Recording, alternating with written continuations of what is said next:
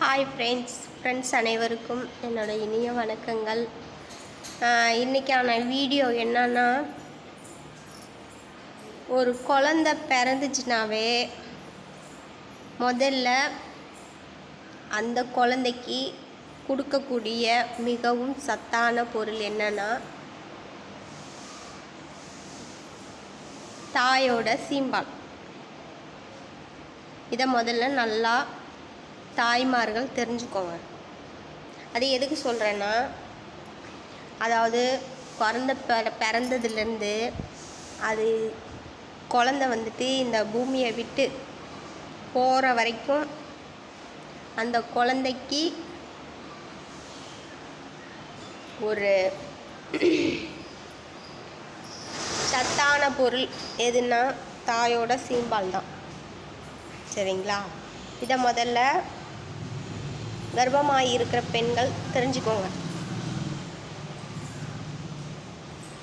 குழந்தை பிறந்து ஒரு அரை மணி நேரத்துலையே அந்த குழந்தைக்கு தாயோட சீம்பால் தான் முதல்ல கொடுக்கணும். ஆனால் இப்போ இருக்க காலகட்டத்தில் என்ன பண்ணுறாங்க, எடுத்தோன்னே சர்க்கரை தண்ணின்னு சொல்லிட்டு சர்க்கரையை தண்ணியில் மிக்ஸ் பண்ணி சர்க்கரையை வந்து கூட்டி விடுறாங்க. ஆல்ரெடி சர்க்கரை வியாதி வர்றதுக்கு நாம் சொல்லணுங்கிறதே கிடையாது. அது எதுக்குங்க அந்த குழந்தை பிறந்தோடனே சர்க்கரை தண்ணி பேய் போட்டு விட்றீங்க? தாயோட சீம்பாலே அதுக்கு மெயினான சர்க்கரை தண்ணி. சரிங்களா? தயவு செஞ்சு அந்த மாதிரி பழைய இதிலலாம் இருந்தீங்கன்னா அதை வந்துட்டு மாற்றிக்கோங்க. முதல்ல குழந்தை பிறந்துருச்சு, அது ஸ்வீட் சாப்பிட்ணும் அப்படின்னு சொல்லிட்டு சர்க்கரை தண்ணியை குழந்தைக்கு பருக்காதீங்க. நீங்கள் வந்து குழந்தை பிறந்த சந்தோஷமாக இருந்தீங்கன்னா நீங்கள் அந்த சந்தோஷத்தை என்ன பண்ணணும், ஒரு சாக்லேட் வாங்கி மற்றவங்களுக்கு கொடுங்க. அதை விட்டுட்டு எடுத்தோடனே குழந்தை பிறந்தோடனேயே இந்த குழந்தைக்கு வந்து சர்க்கரை தண்ணி கொடுக்கக்கூடாது. இதை முதல்ல நல்லா தெரிஞ்சுக்கோங்க. அடுத்து வந்துட்டு குழந்தை பிறந்ததுலேருந்து 6 மாதம் வரைக்கும் தாய்ப்பால் தான் கொடுக்கணும். இதை முதல்ல நல்லா தெரிஞ்சுக்கோங்க. அதை விட்டுட்டு எனக்கு பாலே வரலன்னு சொல்லிட்டு இந்த பால் பவுட்ரு, இந்த மாட்டுப்பால் இதெல்லாம் வந்துட்டு தவிர்த்துடுங்க. இந்த பால் பவுடரில், இந்த மாட்டுப்பாலில் என்ன சத்து இருக்க போகுது? தாய்ப்பாலில் இருக்கிற சத்தை விடவா மாட்டுப்பாலில் இருக்க போகுது, இல்லை பால் பவுடரில் இருக்க போகுது? சொல்லுங்கள் பார்க்கலாம்.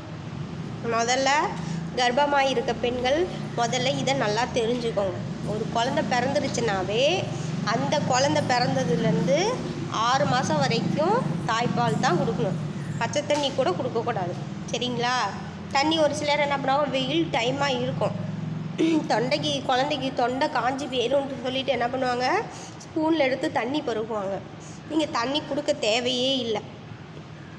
தாய்ப்பால் கொடுக்கக்கூடிய தாய்மார்கள் எவ்வளோக்கு எவ்வளோ தண்ணி குடிக்கிறீங்களோ வெயில் டயத்தில், அப்போ உங்கள் பாலை வந்து அந்த குழந்தை குடிக்கிறப்ப உங்கள் மூலியமாக அந்த குழந்தைக்கு தேவையான தண்ணி போய் சேர்ந்துடும். இதை முதல்ல நல்லா தெரிஞ்சுக்கோங்க. சரிங்களா? அடுத்தது, கர்ப்பமாக இருக்கிற பெண்கள் என்ன பண்ணணும், இந்த அங்கன்வாடி மையத்தில் கொடுக்குற சத்து மாவை கரெக்டாக சாப்பிட்ணும். யாருமே அதை வந்து சாப்பிட்றதில்ல. கேட்டால் எனக்கு பிடிக்கல, எனக்கு என்னமோ மாதிரி இருக்குது அப்படின்லாம் நீங்கள் ஒதுக்கக்கூடாது. அந்த சத்து மாவு எதுக்கு சாப்பிட சொல்கிறாங்க சொல்லுங்கள் பார்ப்போம்.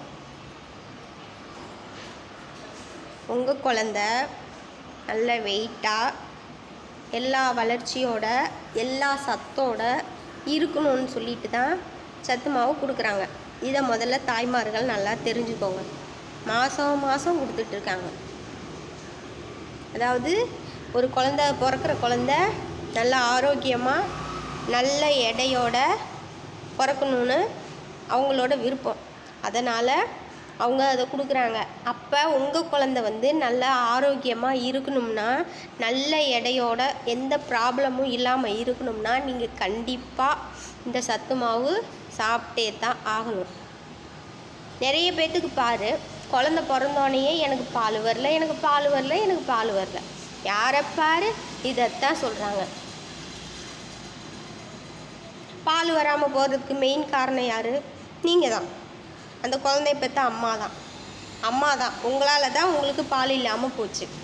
நீங்கள் மாதமாக இருக்கையிலேயே என்ன பண்ணணும்?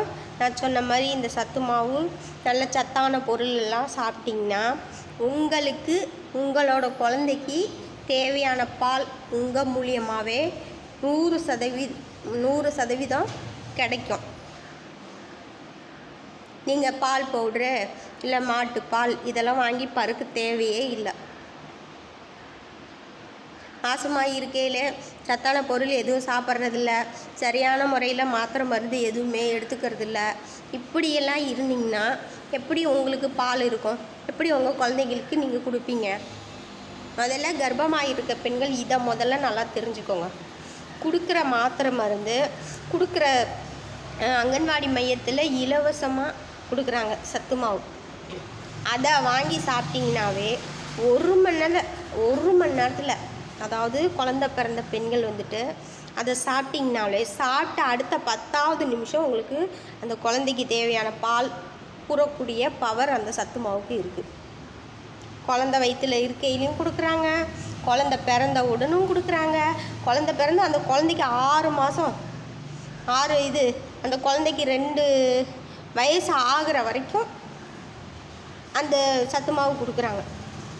அதை வாங்கியே நீங்கள் சாப்பிட்டா என்ன? கடையில் விற்கிறது கண்டது கடையது எல்லாம் வாங்கி சாப்பிட்டா உங்களுக்கு சத்து வரப்போகுதா? சொல்லுங்கள். தயவு செஞ்சு அந்த மாதிரி வெளியில் விற்கிற பொருள் எதுவும் வாங்கி கொடுக்காதீங்க. சத்தான பொருளாக கொடுங்க. மெயினாக மாசமாக இருக்கவங்க இந்த சத்து மாவை வந்து நல்லா சாப்பிடணும்.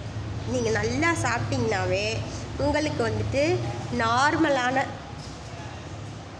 குழந்த, எந்த பிரச்சனையும் இல்லாமல் நல்ல ஒரு குழந்த நல்ல எடையோட உங்கள் கையில் கிடைக்கும். மெயினாக இதை மறந்துடாதீங்க. குழந்த பிறந்ததுலேருந்து 6 மாதம் வரைக்கும் தாய்ப்பால் தான் கொடுக்கணும். அதாவது எப்படின்னா, நீங்கள் வந்துட்டு இப்போ வந்து உங்களுக்கு பசிச்சிச்சுன்னா நீங்கள் வந்து சாப்பாடு போட்டு சாப்பிடுவீங்க. ஆனால் அந்த குழந்தைக்கு பசிச்சா அது வாய் திறந்து கேட்குமா? கேட்க முடியாது. அப்போ அது கத்தும். அப்போ நீங்கள் என்ன பண்ணுவீங்க? பால் குடிப்பீங்க. அப்போ நீங்கள் என்ன பண்ணணும்? அந்த சத்தான பொருள் சாப்பிட்டாதான் உங்கள் குழந்தையோட பசியை நீங்கள் அடக்க முடியும். அதை விட்டுட்டு எனக்கு பாலே வரலன்னு சொல்லிட்டு மாட்டுப்பாலை வாங்கி பருக்கிறது, பால் பவுடரை வாங்கி பருக்கிறது, அதிலெல்லாம் என்ன சத்துங்க இருக்க போகுது? சொல்லுங்கள் பார்ப்போம். இப்போ ஒரு மாடே பால் கறக்குதுன்னா, ஒரு கறவை மாடு பால் கறக்குதுன்னா, அந்த கறவை மாடு நல்லா பால் கறக்கணும்னா நாம் என்னென்ன போடுறோம்? அந்த பால் கறக்கக்கூடிய சம்மந்தமான பொருளாக பச்சை தீனி, புண்ணாக்கு, கொள்ளு புண்ணாக்கு, எள்ளு புண்ணாக்கு இதெல்லாம் போடுறோம். எதுக்கு? மாட்டுக்கு வந்து பால் அதிகரிக்கணும் அப்படிங்கிறதுக்காக நாம் போடுறோம். அப்போ மனுஷருக்கும் அதே மாதிரி தாங்க. அதை முதல்ல நல்லா புரிஞ்சுக்கோங்க.